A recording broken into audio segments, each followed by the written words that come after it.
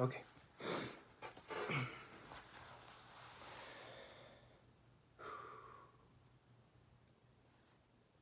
I can't get words out. I don't know where to start. I'll start with this. This was the best Star Wars movie I have ever seen. That's my opinion. I don't know why people are mixed on this. I don't know why people don't like things about this. But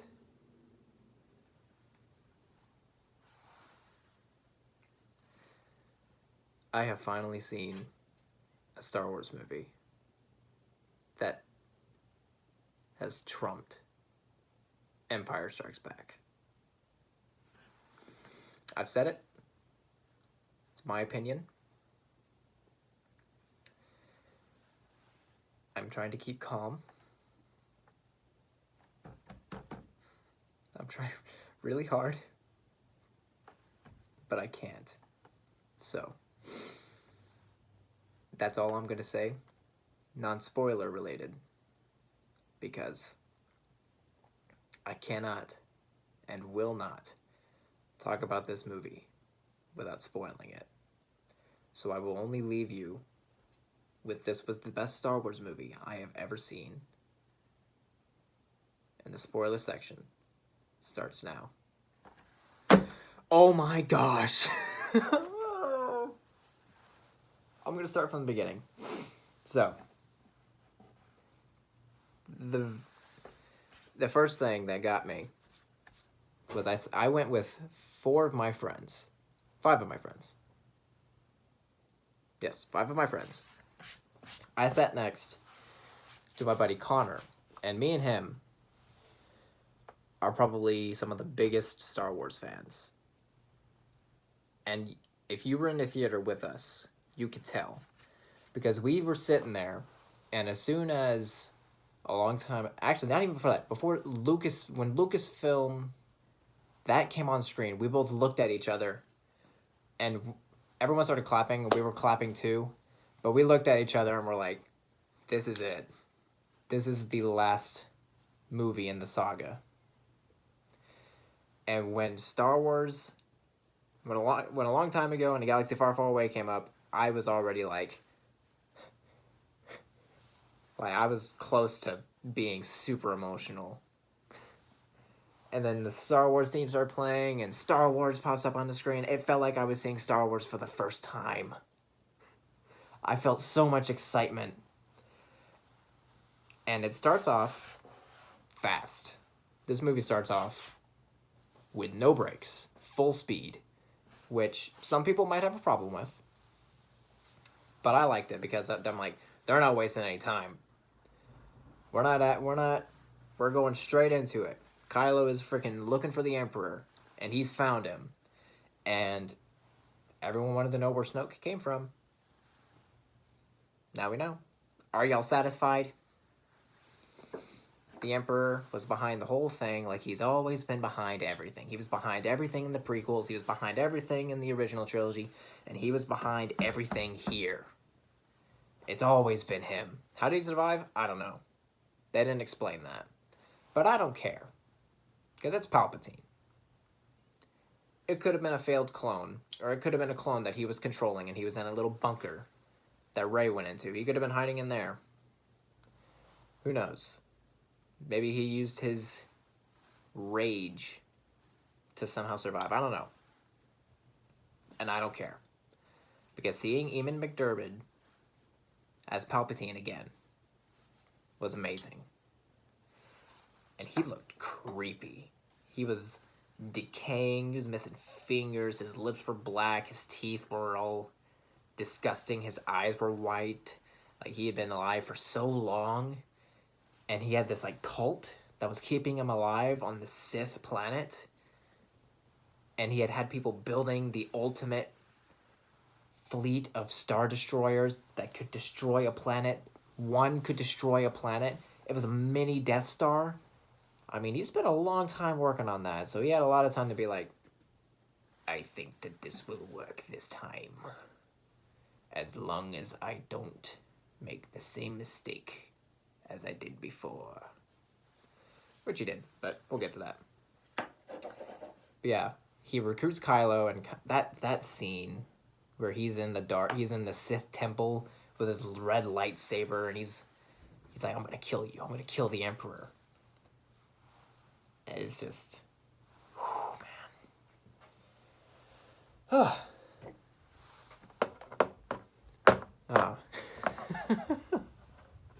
And then we jump over to Poe, Finn, and Chewie, and they're doing this new flying technique called light speed skipping, which is interesting. It came out of nowhere, but it was cool.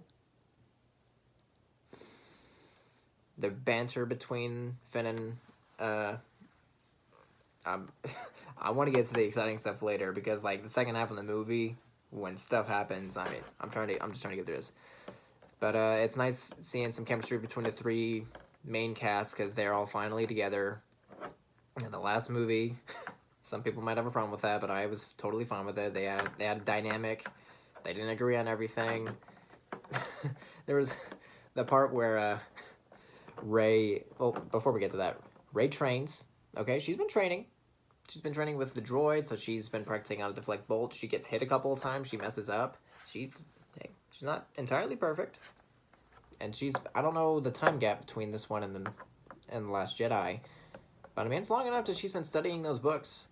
And she learned how to force heal. Which would have been a complete surprise to me had I not seen The Mandalorian before that. But I mean, at the same time, people are going to be like, oh man, Rey is so OP, she can force heal. Baby Yoda can force heal.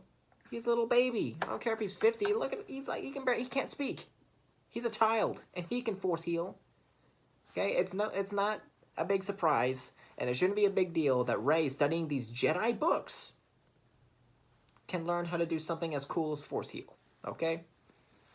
She learns. She learned techniques from the books, okay? You can tell that kind of bothers me a little bit, but you know what? We'll move past it. And then we get to Carrie Fisher, which I know that they had clips filmed from TFA to stand in for her in this movie, and most of it worked. You could kind of tell if you didn't know about it. She's always kind of standing in the same position, and she mostly speaks in responses rather than speaking to somebody. She had a couple, and they did the best they could with what they got. They wanted to respect Carrie Fisher and not digitally recreate her like they did with Tarkin. And I think they did a good job with what they had, especially later on. And then we have a scene with Rey and Poe, where Poe's like, "What happened to BB-8?" Because she knocked over a tree and it landed on him. And Rey's like, "What happened to the Falcon?" "No, you tell me first." "No, you tell me first, all right?" They had good bickering. They had good chemistry as friends. And they are immediately like sent off on a quest to find this, what I thought was a Sith holocron, but it's actually like a map to find the Sith planet that Palpatine's on. I forgot the name of it. I think it's like Ek2 or something like that. X2, something like that. And they one-upped the connection that Rey and Kylo have, because you kind of got a hint of it in The Last Jedi whenever, during one of the conversations with Rey in the rain, Kylo kind of gets rain on his hand, and he's like, interesting. He must have been thinking of that for a long time, because the first time that they chat in this movie, he freaking reaches through and grabs a necklace off of Rey, and like, they can touch. They can kind of like teleport to where they're at and stuff like that. That's pretty freaking cool. Like, it caught me off guard. Me and my buddy Connor, we were both like, what? It was awesome. We had a lot of moments like that, and I'll get into those later. God, what am I talking about next? I want to skip to like the end. But yeah, they have this they're looking for this guy's ship, and it's the same ship that Rey was on, and they go into who she is, and they kind of stuck with it, but they also kind of changed it a little bit. And the change is, I'll go and say it right now because it's explained later, but she is actually a Palpatine. She is the granddaughter of Palpatine because Palpatine's son got with somebody, and they had Rey, and Rey obviously has a lot of power being a Palpatine. So he wants her to take over for him. When in reality, he wants to... How did he put it? He wanted to, like, dominate her. He wanted to control her. His life force would go into her, but his life force also has all of the life forces of the Sith. Because the way that the rule of two worked is the master would teach the apprentice all of the powers that the previous Sith had learned, along with their own. And when the Sith finally was powerful enough to kill his master, and then he took on a new apprentice, the cycle would repeat, and they just get more and more powerful, because that's just more Sith masters' power that they're just taking up. And he's like, he says it's like, I am the Sith. I am the Senate. That must have been like, that they must have been referencing that at some point. I am the Sith. Yeah, I was caught off guard, to say the least. I had heard a theory before that she was a Palpatine, only because of the way that she fought. She kind of did a lot of stabs, like Palpatine did in the Mace Windu fight. Which I was kind of like, I mean, just because they have similar fighting styles doesn't mean that they're related, but I'm open to it. And I was fine with her being nobody, because it went to show that you don't have to be anybody special to be a powerful Force user. But, I mean, being a Palpatine also means you're a pretty powerful Force user.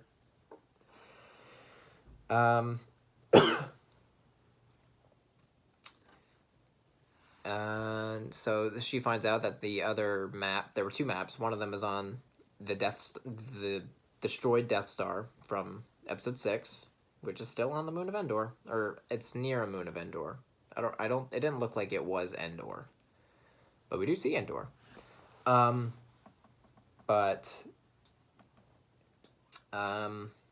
go there. Oh, there was this one scene. Okay. There was one scene that got me good. When Chewie gets captured by the Knights of Ren, and they go up in their ship, and Rey is trying to stop it, but Kylo is there after Rey chopped down his ship.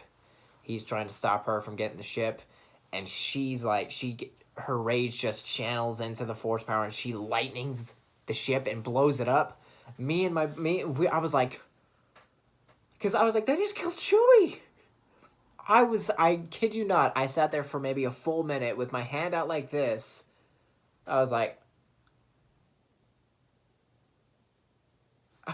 I couldn't believe it, but thinking back and watching other people's reviews, there was a second ship that I completely looked over that they transported him up on. So when he was revealed to be alive, I was like, oh man, okay.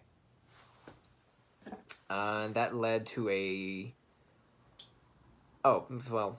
let's go back even further, because I keep forgetting stuff, because I want to get to the end parts, because that's where the good stuff is. But they find this dagger that has engravings on it written in Sith that gave the location of the second map, but only 3PO can read it, but he's programmed not to speak Sith. So they have to go to a droid blacksmith of sorts to kind of gain access in order to let him speak that. But it would in turn shut down his memory, and he would forget everything. But they risk it for the biscuit. It was an emotional scene. Not the most emotional scene, but it almost got me. And they go to the Death Star. But before they have to do that, they find out, oh yeah, Chewie's alive. I can feel him on the ship. We have to go save him. And they go up to Kylo's command ship, which led to one of the coolest fights. Because Poe and Finn go to get Chewie, and they get caught. But Rey is in the ship, and she's like in Kylo Ren's trophy room. and she sees the helmet of Vader. She gets the dagger, but they do the Force connection thing again, and he's on the planet because he's looking for her. He thinks she's down there, and they do this cool thing where they're fighting through the connection. So you see them both appearing where Kylo is, and then they're appearing where Rey is, and she cuts a little pot of like beans and stuff, and it pours out onto the ship rather than on the ground where he's at, and they destroy the altar where Vader's helmet is, and it lands where Kylo is, and he's like, oh, that's where you are. Okay. I know where you're at now. I'm gonna go get you. That was an awesome fight, because it would always like pass by one of them, and the scene would go from where Rey is to where Kylo is, and it was so freaking cool. That's such a cool gimmick for that fight scene. And he's egging her on about, like, I know who you really are. I figured out the rest of your story. Your parents were nobody because they chose to be nobody because of who you were. And it was so cool. Oh, man. And, oh yeah, Lando makes an appearance, which I had totally called, because I was like, that looks like something Lando would wear. He's wearing a helmet, but I think that's Lando. It was awesome. I guess I should mention the Knights of Ren. Everyone was kind of complaining, like, oh man, who are the Knights of Ren? They look cool. They didn't really do anything in this movie. They were kind of like, they were always like where the heroes were, and it's like, oh yeah, we found them. Hey, Kylo, they're over here. Come get them. They didn't really do anything until the end, and they got whooped. Let's see. And so that led to Rey starting to get absolutely terrified of who she is. And she's like, I have to kill Palpatine because of what he did to my parents. I'm giving into the rage to kill him, because she doesn't know what's going to happen if she does kill him. His soul will transfer to hers along with all the Sith. She'll be taken over, and she'll be the Empress. I wonder if she would talk in the same way that he would. Like, it's his Rey voice. It's Rey's body, but her voice is like, I am the Empress. This is a little weird, but it'll do. That would have been really weird. So they go to wherever the Death Star landed. It was somewhere near Endor. I don't know if it was Endor, because it wasn't very foresty, but we only saw that forest on Endor. So it could have been on Endor. Or it could have been on a nearby on a nearby moon, or the planet that Endor rotates, because it's a moon, technically. And so she goes on her own. She separates herself from the group, because there's like the wave. It's super wavy, and they're like, we can't go right now. It's too dangerous. We could die. But she risks it for the biscuit. There's a lot of risking it for the biscuit, but she risks it for the biscuit. And she gets onto the ship. She's climbing around, and she goes to the throne room from episode 6, and a hidden door opens. And at first I was like, well, that's a bit convenient. But then I remembered, oh yeah, she's a Palpatine. That's probably a hidden door that only opens for Palpatine. She's technically Palpatine, so it would work that way. And she finds it, and she faces like a dark version of herself, where she's got this cool Krell-like double lightsaber. It was kind of unstable, kind of like Ren's. And she's like, don't be afraid of who you are. And then that leads to probably the biggest fight scene in the movie, with Kylo and Rey fighting on the ruins of the Death Star with waves flying everywhere, and they're jumping between different wreckage points.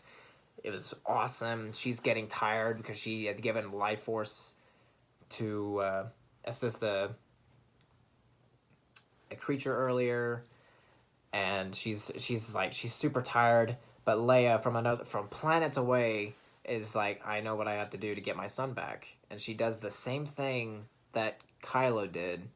She's using kind of like the force projection to get to him, and it uses all of her life force, and she dies. And this is the point in the movie when the feels really started to hit me, because Kylo is distracted long enough, and he drops his lightsaber, and Rey catches it and stabs Kylo, but then she feels Leia dying too, and they're both like on the ground. Kylo's dying, and she uses her force heal to heal him up, because and they've been having conversations back and forth saying like, I know you wanted to take my hand, Rey. I know you wanted to, and it comes full circle here when she goes, I did want to take your hand. I wanted to take Ben's hand. And she leaves him there with his lightsaber. She takes his ship and she flies off to Ahch-To. And this is when the tears started to flow. Kylo is on the wreckage, and he's sitting there, and someone talks to him from behind, saying, "Hey, kid." And it's Han Solo. Leia used her power to project Han Solo, and they have almost the exact same conversation from Force Awakens when Kylo saying, like, "Your son is dead," and Han responds with, "No, my son is alive." And he has this almost the same line of dialogue saying, like, "I know what I have to do, but I don't know if I have the strength to do it." And Han just simply responds with, "Yes, you do." And he holds his lightsaber in the same way before he stabbed Han. And Han, like, does the same hand to his cheek thing. And he freaking throws his lightsaber into the water. Ben Solo is back. And I, like, seeing Harrison Ford again, I was tearing. I was crying. I was smiling, but there were tears. It got me. And then it went back to Leia, and she was gone. Everyone was there. Poe and Finn and Chewie get back, and Poe's like, "I gotta go talk to the general," but one of the rebels is like, "She's gone." And when they tell Chewie, oh my gosh, Chewie freaking falls to the ground on his knees, and he's roaring in such pain and anger. It hurts so much to see, because Chewie and Lando are the only ones left, besides 3PO and R2. They're the only ones left. And Rey is on Ahch-To, and she's like, she's burning Kylo's ship. She is in the same situation that Luke is in. She's like, I failed. I was the last Jedi, and I failed. I couldn't do it. And with the ship burning, she takes her lightsaber, and she looks at it, and she does the same thing that Luke did. She just throws it into the fire. But frickin' Luke Skywalker reaches out and catches it. Walks out of the fire as a frickin' Force ghost. In his first line of dialogue. This is a Jedi's weapon should be treated with more respect. He was Luke Skywalker as people saw him again. He was like, he was back. And they're having a conversation. She's like, "I'm doing the same thing that you did. I failed. I'm never leaving this planet." And he says, "Fear kept me on this planet. That's the reason I never left." And she gives him the same lesson that Yoda gave him. It was like, hey, it's okay to be afraid. Fear is the greatest teacher, or failure is the greatest teacher. You are more than your blood. You don't, just because you have the blood of a powerful dark side user does not mean that you are a dark side user. That doesn't mean that you have to be a Sith. You choose who you want to be. So I made my thoughts on Star Wars hours before I saw the movie, and I had mentioned how in The Last Jedi I wanted to see a scene of Luke using the Force to lift his ship out of the water because he couldn't do it in Episode 5. But bringing himself back, he could do it again in Episode 8, and they didn't do it. But freaking when I saw a shot of the water and it was bubbling, me and Connor looked at each other, and I just had a flashback of me saying that, and Yoda's theme starts playing, and the X-Wing starts coming up over the rocks, and it turns around to see Luke Skywalker in the same position in Episode 5, lifting his ship out of the water, and it lands, and he looks at it, and he just smiles, and I'm sitting here, tears in my eyes again. I was like, I wanted that scene, and I got it! I was so happy. And she takes her ship, and she starts transmitting her position, because Kylo still had, or Ben now, had his map in his ship, and his ship was still there, so she took it, and she used it to find the Sith planet. And at this point, she's transmitting her signal to show them the path to get to the planet. So they take every ship they have. I'm pretty sure they had the Tantive 4. I think that was the big ship that they had, and they take every ship they have, and they're like, we're gonna go there. We're gonna make our final stand. Lando and Chewie, you're gonna take the Falcon. You're gonna fly to every planet that you can, and tell them what's happening. Tell them to come so we can finish this, so we can end the final order, which is what Palpatine called his forces, the final order, which is so freaking cool. And Rey shows up. She goes to the Sith temple and she confronts Palpatine at the throne of the Sith. And he explains the whole situation with, like, all of the Sith are in me.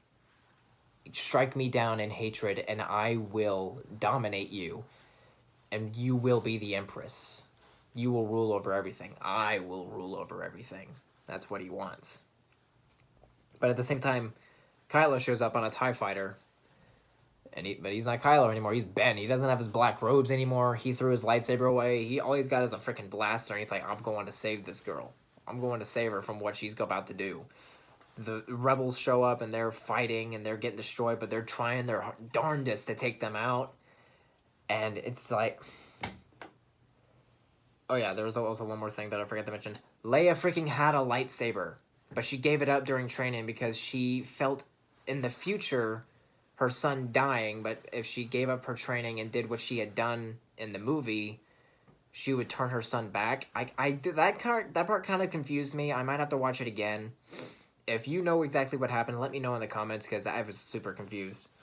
But so Rey has 2 lightsabers now. She has Leia's and Luke's, the 2 Skywalkers lightsabers, and she's confronting. Oh man, I'm gonna tear up. She's confronting Palpatine. And she has Luke's lightsaber, and Kylo shows up, but the Knights of Ren, of course, are there. And they know that, like, our master's turn, so we're going to beat the crap out of him. And Kylo's trying to fight them. He doesn't have a lightsaber, so he's surrounded. But they connect one last time, and you think they're looking at each other. And Rey takes her lightsaber behind her back like this. But then she reveals she doesn't have a lightsaber anymore. And Kylo... it's sitting here like this, and he pulls out the lightsaber, and the Knights of Ren are like... I love Kylo's reaction. He goes... and then he just whoops them. He kills them all. It was so freaking awesome. And then Rey pulls out Leia's lightsaber, and she kills all the guards in there. And the 2, a Palpatine and a Skywalker, are facing down the Emperor. But he's not done yet. He's like, oh... I got 2 very powerful bloodline Jedis right here. Your power's mine, and he freaking force drains them. So not only did we get life restore, but we also got force drain. He's draining their life force and their force powers and bringing them back into him. And you see, like, he's starting to get his power back. And I think my favorite part about it is when it's going up to his face and it gets to his eyes, and they go from blank white to the glowing orange, and I literally thought they glowed, and it was he completely drains both of them, and they collapse at the ground, and Palpatine sits in the throne, and he's like, let's see what I can do with this, and he force lightnings the sky, and he shuts down like all the ships, and it's powerful. Ben gets up. I kind of like this. Ben gets up, and he's like, I'm gonna face him down, and he goes, yeah, the last time I dealt with a Skywalker, they threw me down a shaft. How do you like how it feels? And he freaking throws him down a freaking cavern. I was like, fair point. But then Rey gets up. Oh, no, she doesn't get up. She's laying there, and she lays on her back. She's looking up at the stars past the lightning. And at the beginning of the movie, she was trying to connect with all of the past Jedi. And she's like, be with me. I thought she was talking to the Force at first. But I guess she kind of was. But she's talking to all of the former Jedi. And it shoots up into space. And I was like, is she dying? I think she's dead. But then you hear Ewan McGregor and I think a bit of James Arnold Taylor as Obi-Wan Kenobi say, we are with you. And then you start to hear all of these Jedi from the past movies. You hear Yoda. It's like, with you we are. You hear Hayden Christensen and I think Matt Lanner as Anakin Skywalker say, we are with you. You hear Mace Windu, we are with you. You hear Liam Neeson, we are with you. You hear all of these Jedi. And it pans all the way back down to her. It pans at her eye, and it's like, the Jedi are all with you. 1,000 generations of Jedi are with you. You hear Luke saying these things. And she gets up, she grabs Luke's lightsaber, and Palpatine's like, really? One lightsaber? Easy peasy. She starts executing her. She's blocking it. She's slowly moving forward, but one lightsaber isn't enough to completely push all the way back, especially with how powerful Palpatine is. And he goes, I am the Sith. And she just looks straight at him. She goes, and I am all the Jedi. And she grabs the second lightsaber and freaking cross guards them, deflecting the lightning back. And now with two lightsabers, she can match, as a Palpatine, she can now match the Emperor's power, and she's pushing it back. She's using the Force to throw lightning back at him, and it just starts disintegrating him, and he freaking explodes, knocking down all these pillars and statues of former Sith, killing all of these cultists. And during all of this, freaking Lando and Chewie show up with a bunch of Jedi, not a bunch of Jedi, but a bunch of ships from all of these planets. A bunch of ships from previous movies, from the prequel era, the original era, the new era. I couldn't see them all, but I'm probably going to find a video at some point talking about it. They're all there, and they're just annihilating these ships. You see Anthony Daniels in one of them, and I was like, that's the actor for 3PO. That's, and it's, oh, man. And, they take down all the ships, and Rey's like, we won. And she collapses, because that had taken everything out of her, and she dies. But Ben did not die. He climbs up out of that pit, and he's like, I'm not gonna die, I'm not gonna do this. I'm not gonna let Palpatine do this to me. I'm a freaking Skywalker. And he climbs out, and he finds her, and she's like, she's dead. She's very, very dead. But she healed him previously, so he had probably learned that. And he gives her all of the life that he has left, which led to the one thing about the movie that I didn't really need. Ben Solo and Rey kissing. I didn't need that. I think that was appeasing to all the Reylo fans. I felt that we didn't really need that. I was like, get with Finn. Come on. Which he said he was going to say something throughout the entire movie, but we never found out. I think he was going to say that I love you or something like that. I don't know. We never find out, which kind of upset me. But they kiss, and it's Ben Solo again. He's a Jedi. He has gone back to a Jedi, and he used up he gave her all the life he had left, and he falls to the ground, and he fades away into the Force. He became one with the Force, his final act. It was so satisfying. And then Rey gets back into Luke's ship, and they're flying off, and they all see her as like, it's Red 5. And I was like, yes, it is. That's Red 5. That's his ship, Red 5. And then they all reunite. There's this big group hug. Everyone's super emotional. It was great. Chewie finally got Leia's medal as a gift from Maz, which was so nice. It's such a sweet moment. And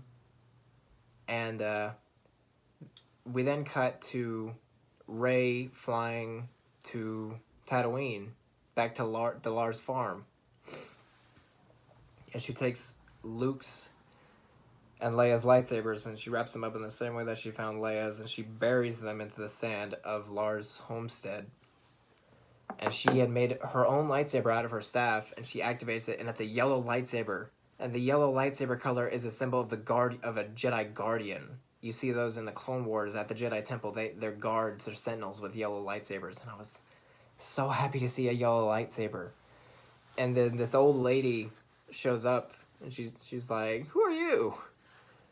And she goes, "My name is Rey." And she's like, "Rey who?" Kind of looking at the audience like, "Come on, who are you really?" And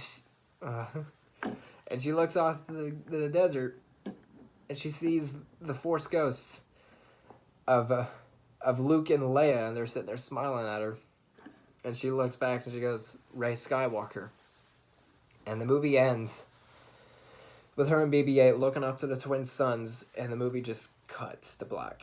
And the Star Wars theme starts playing, and I'm getting emotional now. I got super emotional. I was crying. I was like, this is the last Star Wars movie that I'm ever going to see in theaters. And I was sitting there, me and my friends were all geeking out. Me and my buddy were talking about how the entire movie, we're sitting there, we're doing this. Every single time something exciting happens, we were both crying. It was such an experience. I hadn't felt this way for a Star Wars movie. I don't think a Star Wars movie has ever made me this emotional. Which is why I think it trumps all of them.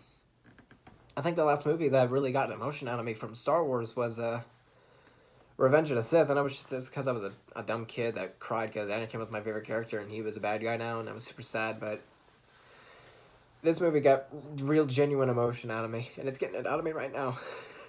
So I'm gonna end it right here. I've been talking for a long time. There's nothing, no cuts. This is all raw. But I'm gonna modify my ranking. The #1 spot now belongs to the Rise of Skywalker. Everything else shifts down, and this was probably something I'm never gonna forget.